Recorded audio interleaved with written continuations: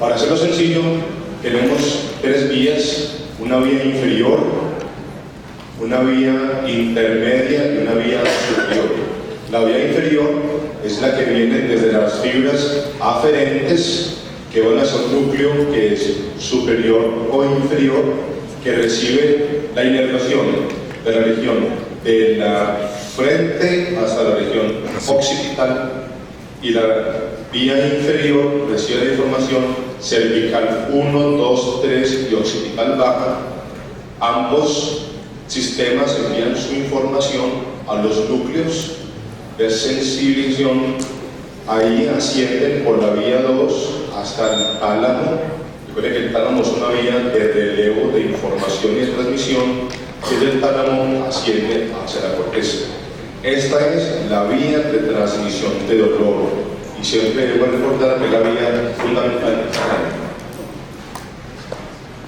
En dolor de cabeza hay mucho lo que se ha logrado avanzar, y sabemos que cuando hacemos estudios de resonancia funcional podemos encontrar que hay una anormalidad en estas zonas que están de colores, en el funcionamiento de esas zonas de pacientes enfermos frente a pacientes no enfermos. Eso indica que estamos frente a una enfermedad donde hay un trastorno del funcionamiento de vías moduladoras de dolor. Y esta resonancia, que se publica en el año 2004, nos muestra que hay una estructura en el tallo cerebral que se denomina la sustancia gris periacueductal, que es un núcleo rico en transmisores, y es el núcleo que modula la libertad de transmisores y la respuesta a estímulos. Cuando ese núcleo se activa, lleva a que se liberen diferentes tipos de transmisores. El más fuerte de todos, para quienes no lo conocen, es este, que se llama CGRP en inglés, o péptido relacionado con el gen de la calcitonina. Ese péptido tiene tres funciones en el cráneo. Por un lado, lleva a una dilatación del sistema vascular, especialmente arterial y venoso, pero también lleva a que se liberen sustancias, formando lo que se denomina la inflamación neurogénica, que es una inflamación del tejido sin infección, pero a su vez esa sustancia, el CGRP, media cambios internos en la neurona y en el núcleo, que van llevando a que se active una cascada que perpetúa un fenómeno de dolor. Pero para ir un poco más allá, en la década del 70 y del 80 hablamos de cefaleas, una enfermedad netamente vascular. Después de la década del 2000 hablamos de una enfermedad neuronal exclusivamente, y a partir del año 2012 estamos hablando de una enfermedad con una disfunción neurolíptica.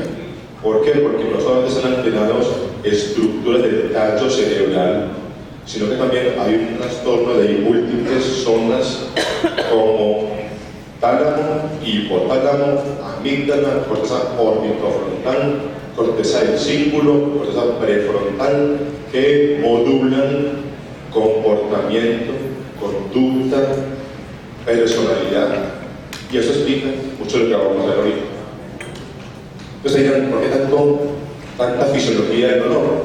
Por lo siguiente, porque cuando miramos migraña, todos hemos pensado que la migraña solamente se puede dar desde la región frontal hasta la región occipital. Pero sabemos que eso no es así. Un estudio que se hizo en el año 2009 encontró que puede haber dolor exclusivamente en la región facial sin comprometer el cráneo hasta en el 9% de pacientes, y cumple criterios de migraña. Ya escribí la conclusión: la migraña puede dar dolor en la cara, no es exclusivamente desde la región frontal. Cuando se asocia a ese dolor facial, hay una activación de una vía que lleva a que se presenten síntomas que pueden ser un poco más confusos, como que el ojo se torne rojo, que haya epífora ipsilateral, que haya congestión nasal, que haya rinorrea. que es lo que se denominan síntomas autonómicos. Pero también a su vez se han hecho estudios, pacientes que dicen ellos, porque tengo en la región de los senos paranasales, tengo sinus headache, un término americano que no existe en la literatura, o tengo sinusitis. Entonces, cuando se evalúan esos pacientes que ellos se autodiagnostican sin ir al médico como sinusitis, se encuentra que el 80% son migraña cuando se les aplica criterios diagnósticos. Y se hizo un estudio incluso más grande, 100 pacientes que habían sido diagnosticados como supuestas migrañas, supuestas enfermedades de senos paranasales, cuando se les aplicaron los criterios clínicos de la IHS, se encontró que de esta torta solamente el 3% corresponden a enfermedad de los senos paranasales. Cerca del 80% es migraña o migraña probable. De segunda conclusión, el dolor en la región de los senos paranasales también puede ser migraña. Y esta es la gráfica de cómo se puede distribuir el dolor de migraña en un paciente en la región facial. Puede dar supraorbitario, infraorbitario, unilateral o frontal bilateral, o en la región medial de la cara o en toda la cara. Y ahorita vamos a ver que la IHS, la Asociación de Dolor de Cabeza, no define cefaleas primarias por ubicación, sino por características. Entonces, esa es la conclusión. Las cefaleas primarias pueden presentarse desde región occipital, cráneo y cara, y nunca la ubicación excluye un diagnóstico.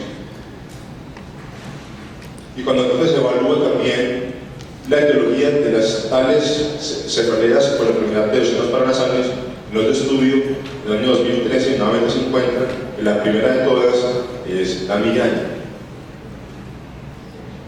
Como no es fácil, ahorita vamos a ver clasificar la migraña, porque los criterios y papeles son muy fáciles, pero en la práctica no es fácil.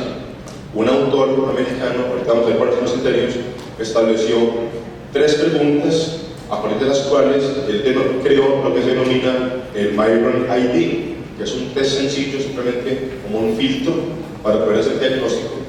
Y cuando se implementa ese tipo de preguntas en un centro de neurología, oftalmología o centro de otorrinolaringología, se encuentra que permite hacer una detección importante y diferenciar a los pacientes que tienen migraña frente a aquellos que tienen una cefalea no causada por enfermedad de los senos paranasales. Y hay entonces un aspecto fundamental que es la clínica. Yo soy neurólogo, soy clínico, y la clínica le damos mucha preponderancia. Entonces hay unos factores que permiten predecir que estamos frente a un paciente con una cefalea primaria y no frente a una enfermedad de senos paranasales. El dolor en intensidad, la duración, que sea unilateral, que se asocie con náuseas o vómito, o que la intensidad del dolor lleve a discapacidad. Esto es lo que los americanos denominaron como el Town, la mnemotecnia, para intentar decir, si yo tengo de estas 5, 4, el RR de diagnóstico de migraña es 24. Si tengo 3, el RR de 3,5, pero si solo tengo 2 o menos, ya no estoy frente a una migraña, sino frente a otra enfermedad. Y los hallazgos que se encuentran en las tomografías de los pacientes que se les solicita una tomografía de senos paranasales con una cefalea, se encuentra básicamente congestión, descarga nasal, y excepcionalmente se encuentran otras como con mucha bulosa. Desde el mundo de la neurología, solamente se ha considerado como un factor que realmente explica el dolor de la cefalea y de algo en senos paranasales, y la presencia de lo que no denominamos puntos de contacto.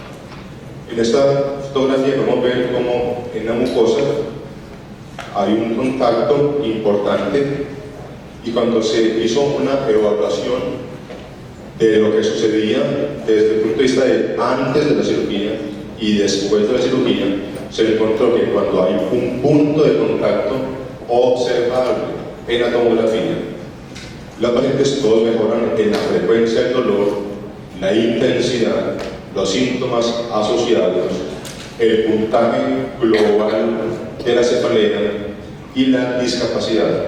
Entonces, cuarta conclusión: solamente cuando hay realmente contacto de una estructura de la región de los senos palatales con la mucosa, se considera desde la neurología un criterio de tratamiento quirúrgico para la cefalea. Si solamente hay desviación o congestión desde nuestra actividad de neurología, no hay ninguna indicación para manejo quirúrgico. Ya define eso el otorrino.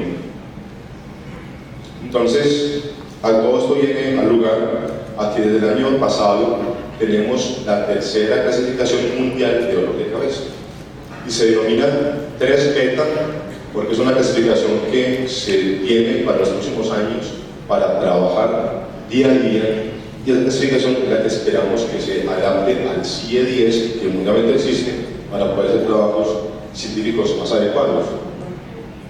Esta es la clasificación de migraña que ha cambiado. Básicamente les quiero hacer mención a un concepto que es de migraña crónica, que cada vez tiene más importancia. En el año 2011 se diseñó lo que se denomina el Atlas Mundial de Dolor de Cabeza. Está en la página de la WHO, es gratuito, todo lo pueden bajar. Este Atlas tiene una cantidad de información importante en lo que se refiere a cefalea, desde la epidemiología hasta la clínica. En América, podemos decir entonces desde el año 2011 que sufren cefaleas cualquiera 46.50% de la población, migraña 10.6%, hipotensión 32%, y lo que denominamos cefaleas crónicas, es decir, quienes tienen más de 15 días de dolor al mes, el 4% de la población. Estamos hablando de un porcentaje muy grande de personas que tienen más de 15 días al mes.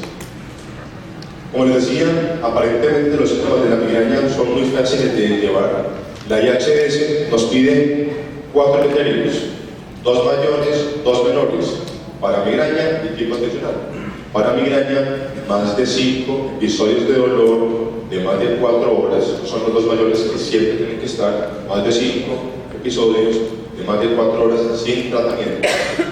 Y necesitamos mínimo 2 menores de los siguientes: unilateral, moderada a severa intensidad, que aumente la actividad física, que sea pulsátil, que tenga náuseas y o vómito, que tenga fotofobia y sonofobia. Aparentemente se ve mucho sitio, pero cuando miramos los diferentes metaanálisis que hay al respecto, podemos ver que cada uno de manera individual tiene sensibilidades bajas. Tal vez el mejor es náuseas, 80%, fotofobia, con unas buenas especificidades para un porcentaje grande de pacientes que pueden no cumplir con los criterios. Y podemos decir que incluso entonces hasta el 80% de pacientes pueden tener síntomas donde falta un síntoma para llegar al diagnóstico preciso de migraña. Un estudio muy interesante que se hizo en el año 2004 encontró que 12% de pacientes no diagnosticados como migraña realmente son migrañosos, y los médicos llevaron a un incorrecto diagnóstico porque a los pacientes les faltaba uno de esos criterios diagnósticos que se esperaba como criterio menor. Pero cuando se comparaba los grupos de los que sí eran diagnosticados como migraña frente a los que los especialistas decían que era migraña, la diferencia no era muy significativa.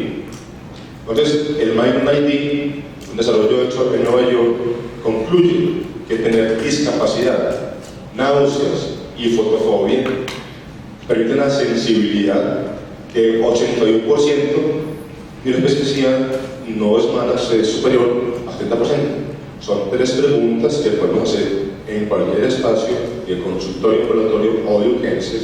No son las mejores, pero permiten hacer una orientación y, como mostraba previamente, permite diferenciar entre enfermedad oftalmológica, neurológica o otorrinolaringológica.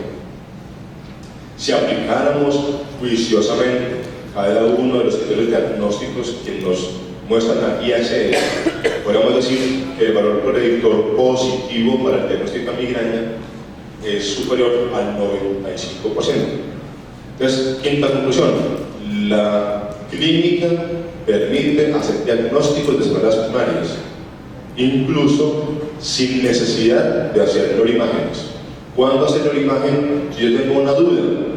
Cuando las cefaleas tipo clúster, son otro tipo de cefaleas menos frecuente, cuando hay una anormalidad al examen neurológico, cuando la cefalea no se logra ubicar en un grupo diagnóstico preciso, cuando hay aura de reciente aparición, cuando se empeora con actividad física o con maniobras de Valsalva.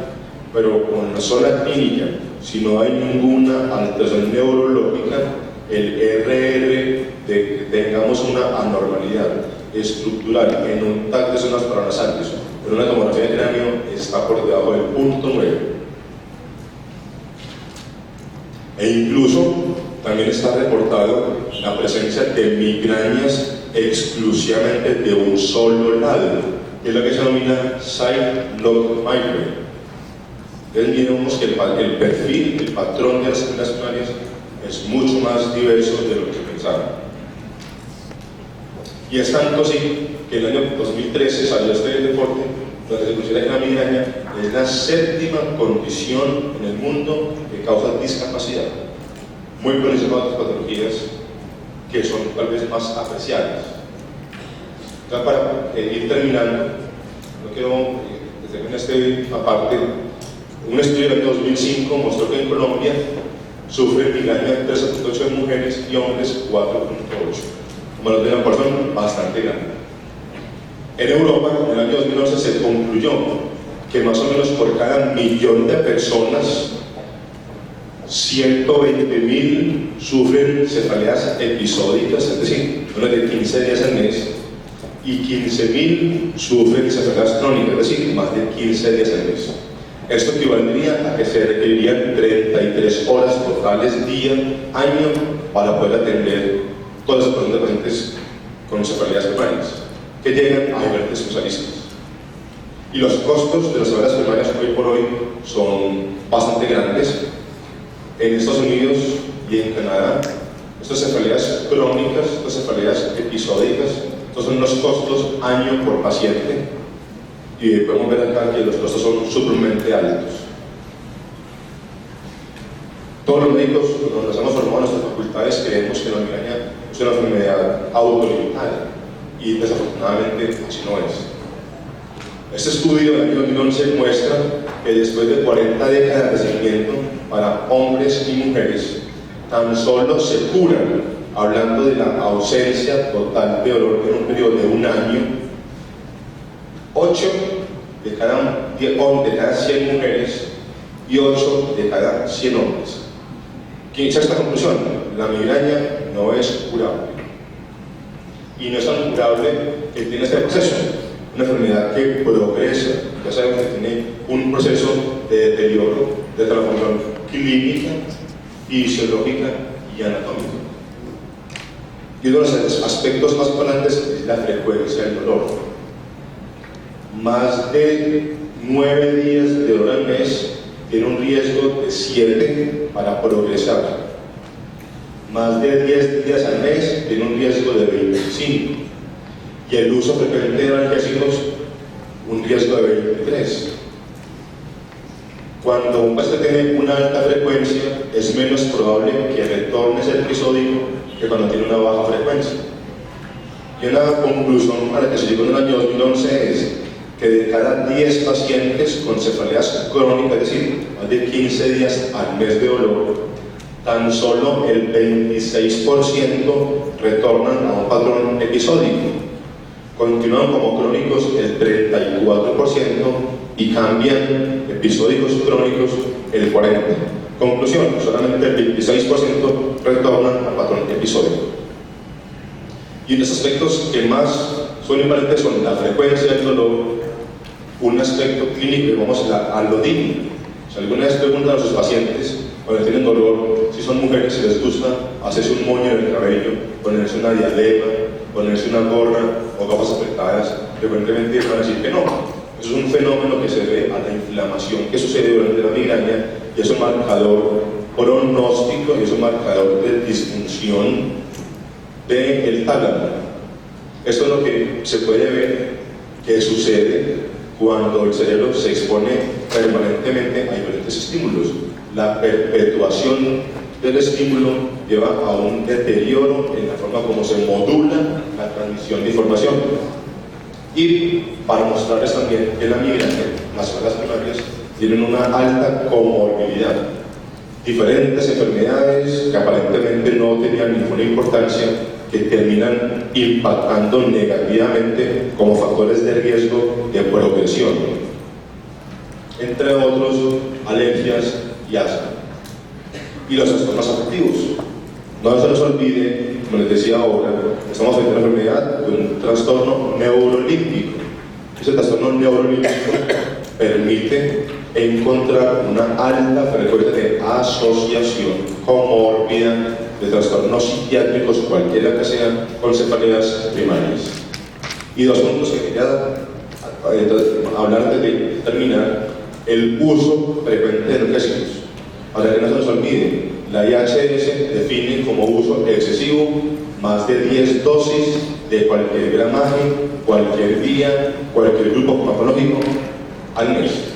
Más de 10 dosis al mes, más de 10 combinaciones de cualquier gramaje, cualquier día, llevan a cefalea por sobreuso. Y la cefalea por sobreuso lleva a dos cambios: uno, metabólico, y dos, en el mecanismo de recapturación de transmisores que están en la inflamación neurogénica. Y esto es lo que sucede con la migraña. La migraña lleva a cambios anatómicos y fisiológicos irreversibles. Y eso explica por qué el porcentaje grande de pacientes continúan siendo crónicos a pesar de todo. Entonces, finalmente, mi mensaje es que el objetivo de tratamiento de cefaleas que no son de enfermedad otorrinolaringológica es la prevención. Y la prevención va dirigida no a curar. Como vemos, no vamos a poder curar una enfermedad donde solo 1 de cada 8 se cura. Va enfocado a disminuir impacto, frecuencia, intensidad, severidad y duración del dolor. Y para poder decir que un preventivo fue útil o no fue útil, hay un concepto que está demostrado en esta gráfica. Si yo doy un preventivo, cualquiera que sea el medicamento, el primer mes no se encuentra ninguna respuesta. Para decir que un preventivo no fue efectivo, se debe haber utilizado en la dosis óptima durante por lo menos 2 meses. Antes de 2 meses no se va a encontrar ninguna respuesta terapéutica en la prevención. Muchas gracias.